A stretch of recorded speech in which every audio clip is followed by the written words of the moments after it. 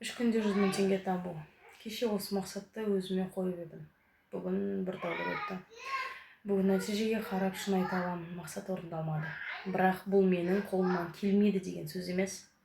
Мен жай ғана бірінші мақсатымның нәтижесін көрдім. Бүгіннен бастап 2 апталық демалысым басталды. Енді менің алдымда нақты міндет бар. Осы 2 аптада барынша жұмыс жасап, массажға клиент ағынын қалыптастыру. Клиентті қалай тартуға болады, қалай дұрыс ұсыну керек, қалай адамдардың жазылып келуіне себеп жасауға болады. Оқуда осы сұрақтарды нақты жауап результат жасағым келеді. Осының бәрін үйреніп, қолданып көргім келеді.